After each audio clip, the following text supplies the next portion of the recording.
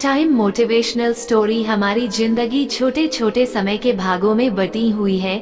हमारी जिंदगी में कई दिन, कई घंटे, कई मिनट और कई सेकंड होते हैं, परंतु कुछ लोग इसी समय में उस मुकाम को हासिल कर जाते हैं जिसकी उन्हें चाह होती है। वे समय का सदुपयोग करते हैं और अपने जीवन में सफल हो जाते हैं। एक गांव में एक गरीब आदमी रहता था। उसके घर में उसकी पत्नी और उसकी एक बेटी और एक छोटा बेटा था। उसकी पत्नी दूसरों के घर में काम करके अपने परिवार का खर्च चलाती थी। उसका पति, जिसका नाम रामू था, रामू दिन भर नशे में डूबा रहता था और दूसरों के साथ अपना समय बर्बाद किया करता था। कहीं इधर ताश के पत्ते खेलता दिखता था तो कहीं उधर लोगों के दरवाजे बैठकर गपशप मारा करता था। अपने परिवार का ख्याल उसे बिल्कुल नहीं था। उसके माता पिता ने उसकी शादी कराकर गलती कर दी थी। बेचारी उसकी पत्नी दिन रात काम कर कर अपने बच्चों का पेट पालती थी। यदि उसकी पत्नी एक भी दिन काम पर न जाए तो उसके बच्चे भूखे रह जाते थे। इसीलिए उसकी पत्नी प्रत्येक दिन दूसरों के वहां काम करती थी। लेकिन रामू को इन सब बातों से कोई फर्क नहीं पड़ता था। उसे बस अपना समय बर्बाद करके हंसी मजाक और पत्ते खेलने में बहुत मजा आता था। शाम को शराब पीकर घर आकर जोर जोर से अपनी पत्नी को चिल्लाता था। कई बार उसने अपनी पत्नी को मारा भी, लेकिन अब उसकी पत्नी करे भी तो क्या, वह तो अपने बच्चों को छोड़कर नहीं जा सकती थी।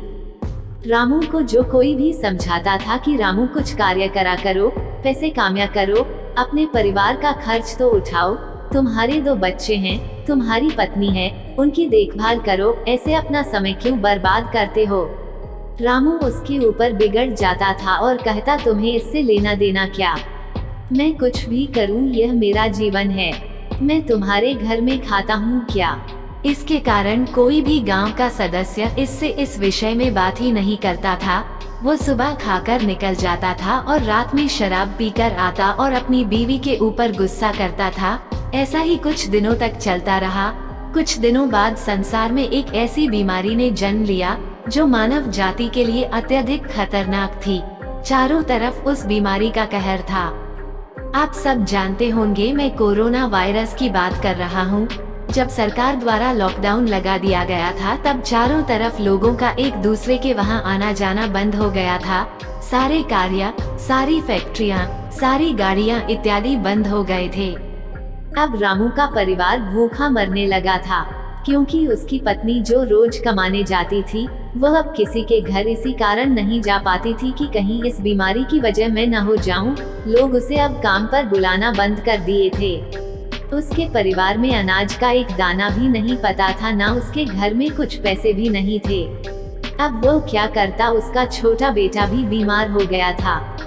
उसके बच्चे की तबीयत ज्यादा खराब हो गई थी। तब भी रामू को समझ आया कि अपने परिवार को ध्यान देना चाहिए।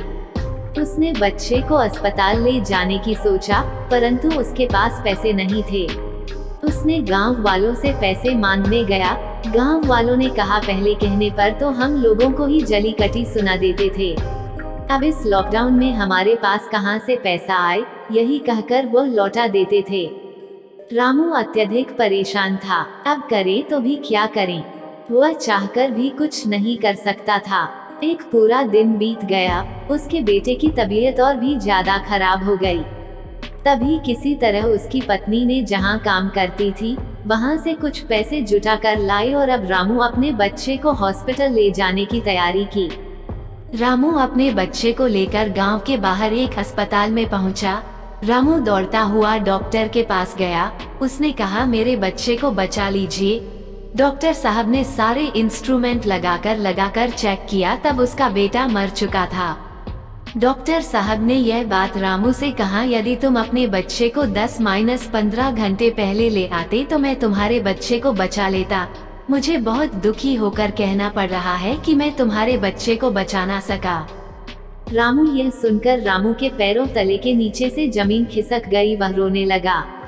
उससे कहने लगा, यह सब मेरी गलती है, मैंने जीवन में कुछ नहीं किया, सिर्फ अपना समय को बर्बाद किया है। यदि आज मेरे पास पैसे हो जाते हैं तो मैं अपने बेटे को हॉस्पिटल जल्दी ला पाता और मेरा बेटा बच जाता। मैंने अपने जीवन में समय को बहुत बर्बाद किया है। लेकिन आज मुझे समय को अहमियत पता चल गई है। तो हमें इस कहानी से यह शिक्षा मिलती है कि हमें अपने समय को बर्बाद नहीं करना चाहिए, उसका सदुपयोग करना चाहिए। तभी हमें अपने जीवन में सफलता मिल सकती है।